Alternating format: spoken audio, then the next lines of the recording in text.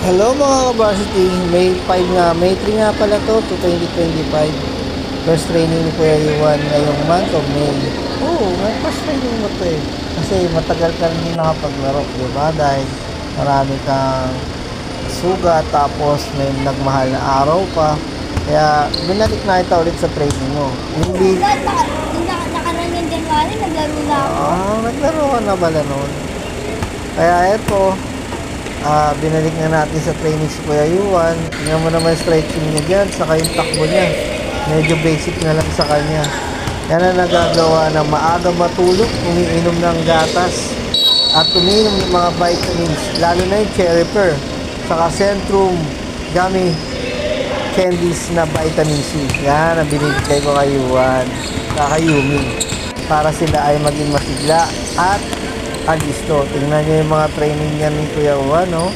Basic lang ang bilis na kanyang coach na si Coach Nandi at ang mga coach na iba. So, mapakikita niyo may mga maliliit na ngayon na kasama si Kuya Juan dyan. Kasi may Tuesday, Thursday na ngayon sa sports camp. Pero every Saturday lang si Kuya Juan kasi wala magsaham sa kanya Tuesday, Thursday. Eh, nako, kita niyo naman, pa-video lang para kay Kuya Juan. Post niya yan para sa kanya mga darating na mga panahon mas gumaling pa siya ng gusto niya daw kasi maging professional PBA player. So panoorin natin mga kapasiti ang mga training niya. Let's go!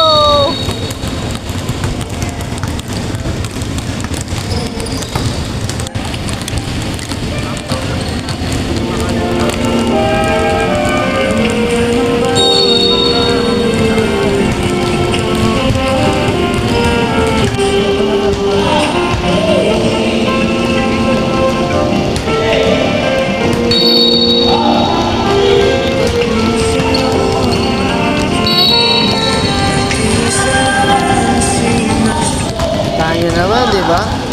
Basic dribble na lang ginagawa ni Kuya Yuan ngayon. Pero sana pagkalaki niya, malaro niya. Alam mo, water break. Okay na okay daw siya. Oh. Relax lang, sabi niya.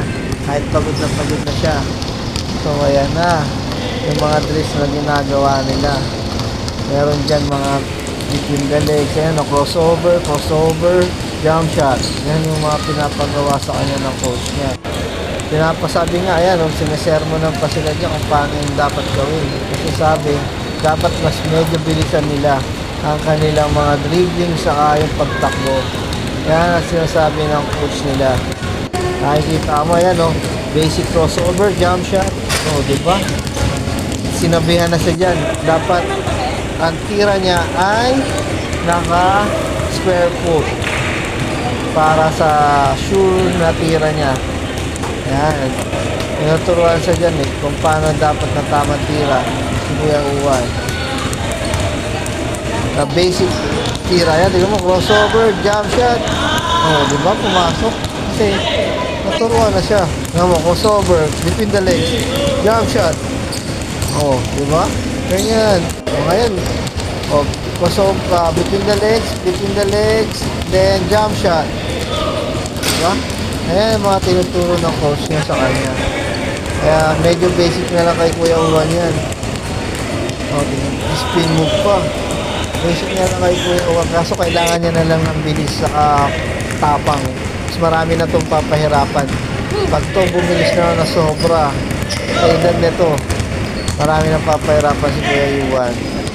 At sa susunod, i-enroll natin siya sa iba. So mga kabasiti, kaya pagsuporta sa anak na mahilig sa basketball, dapat suportahan natin. Saka bilhin natin na pakainin natin sila na mas marami. Gulay, saka minom ng gatas. Yan ang mahalaga sa kanila. So yung mga baka-varsity, pansinin nyo mga dribbling tricks. Ang ano ni Kuya Uwan, no? Tignan mo, sobrang ano na lang, dali na lang talaga. So, panoorin natin yung mga bilis nila. Mga varsity. Let's go!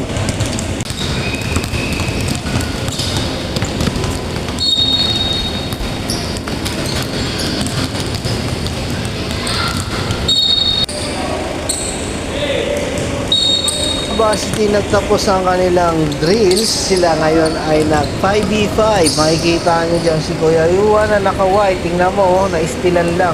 Kasi malalaki yung mga kalakampi niya at mga kalaban. Lagi na siyang sinasali ni Coach Nandi sa mga warm-up games nila na ganito na parang mga 15 below na to eh. 10 to 15 ang mga kampi niya rito. So makikita nyo, medyo ilang siya magdala ng bola dyan. Saka hindi siya, ang hilig niya pumesto sa ilalim, kala mo siya sa si Anthony Davis. Dapat, tingnan mo, tumira kapos. Tama naman, pero nakasit siya dyan. Maganda yung nakasit siya dyan eh. Jump shot siya. Medyo naninibago na siya ulit kasi tagal siya nakabakati sa laro eh. Hindi na muna namin pinalabas kasi mahal na araw. Tapos, hindi, nung mahal na araw hindi siya nakakalaro. Tapos, ilang araw siyang mga hindi nakalaro dyan, hindi namin pinapalabas. Kasi pinapataba muna namin. So, yan mga kabarty. Yan yung pangalawang game nila nakasama niya yung mga kaidaran niya talaga. Yan. Pero may malaki pa rin. Kasi hindi naman kulang naman sila.